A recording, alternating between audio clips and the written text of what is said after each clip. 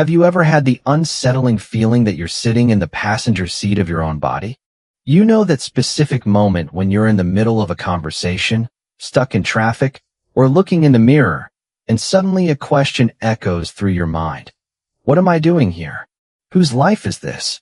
It's as if the world around you keeps spinning at normal speed, but you've somehow become disconnected from time. People laugh, work, and make plans, and you simply watch everything from behind a glass window, pretending to be human. If you've ever felt like a visitor from another planet trying to adapt to strange customs, know that you're not crazy. It's a symptom of our time. If that feeling of disconnection resonates with you, subscribe to the channel and turn on notifications. Here, we explore the human mind and the complexity of the modern world without magic formulas. Leave a like so this content can reach more people who also feel out of place. In psychology and neuroscience, the feeling of being an alien in your own routine is often associated with mild states of depersonalization or derealization. It can be a defense mechanism the mind uses when the environment we live in becomes disconnected from our biological nature. The truth is simple, yet profound. You are not an alien. The problem is that you've been placed inside a habitat that wasn't designed for you. The human brain evolved over hundreds of thousands of years to function in small communities, in direct contact with nature, guided by circadian rhythms and tangible survival tasks.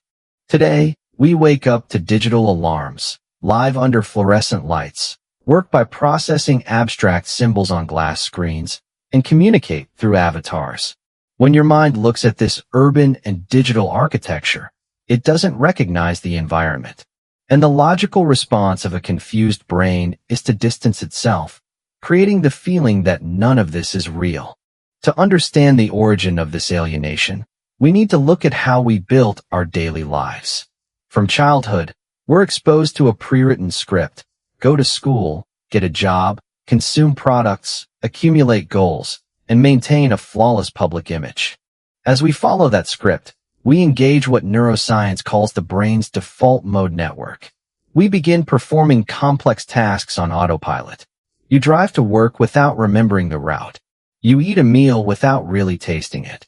You answer, "I'm fine," when someone asks how you are, without even processing the answer.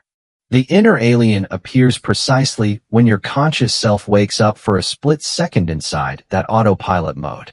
You look at your clothes, your desk, your relationships, and realize that all of it was built through mechanical decisions made to satisfy other people's expectations rather than fulfill your most fundamental needs. When you live only to meet external expectations, your brain can interpret your authentic identity as a threat to the group. It suppresses your real desires and puts on a social mask. The result? You become an excellent actor, but a terrible spectator of your own story. But if the problem isn't simply a lack of purpose, why does your body keep setting off anxiety alarms even when you're safe in your own bedroom? The second major source of alienation lies in the nervous system. Biologically, our bodies respond to stress much the same way our ancestors responded to a predator. The difference is that a predator attack lasted only a few minutes. Either the ancestor escaped or was caught. The stress had a clear ending. In the modern world, predators have been replaced by deadlines, email notifications, bills, traffic, and social judgment. These stimuli don't disappear after 5 minutes. They persist for weeks, months, and years.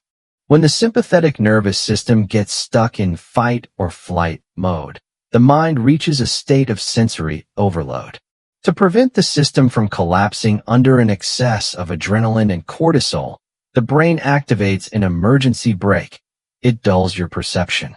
This is when the world loses its color, brightness, and depth. The feeling of being an alien is, in reality, your brain trying to numb you to an environment it perceives as chronically hostile. You don't feel intense pleasure, but you also don't experience the full force of the stress. You simply float. And when that numbness becomes your default state, something even deeper emerges. The loneliness of being surrounded by billions of people connected by wires, yet profoundly isolated. We are social primates. Throughout human history, belonging to a cohesive group was the difference between life and death. Being alone on the savannah could mean certain death. Today, we live in the most populated cities in human history, yet we're experiencing an unprecedented epidemic of loneliness. Social interactions have been outsourced to algorithms designed to capture our attention, not nourish our souls. We've replaced body language, direct eye contact, and hugs with likes, comments, and vanity metrics. When you spend hours scrolling through social media feeds, your brain consumes filtered snapshots of other people's lives. It compares your messy backstage with the perfect stage of thousands of strangers. The mind concludes, everyone else figured out how to live on this planet except me. That false conclusion deepens the alienation. You feel like an imposter, a stranger at a party where everyone seems to know the dance except you. Modern hyper-individualistic culture has taught us to solve everything on our own, forgetting that human beings find stability and a sense of self through genuine reflection and connection with others.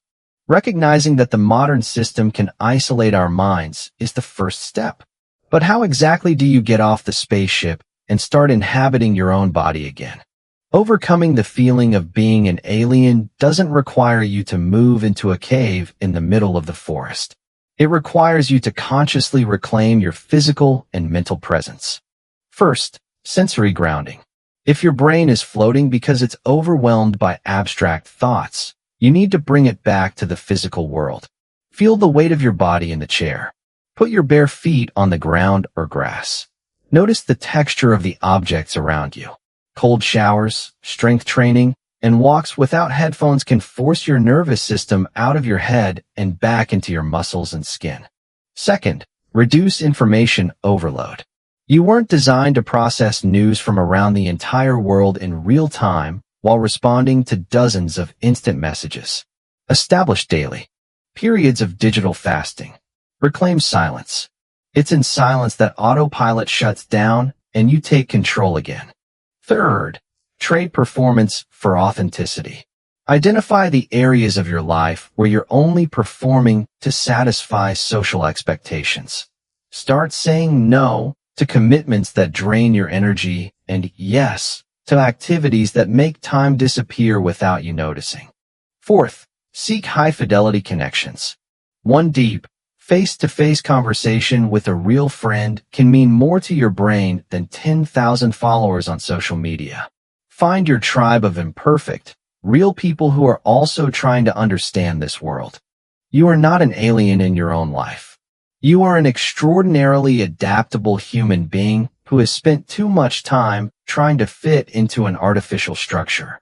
The feeling of disconnection is not a factory defect. It's a signal from your body telling you that it's time to slow down, take off the masks, and rewrite your own rules. If this reflection resonated with you, leave a comment below and share the moments when you feel most out of place. Your story might be the answer another viewer needs to realize that they're not alone on this journey. Thank you for watching all the way to the end. Take care of your presence, and I'll see you in the next video.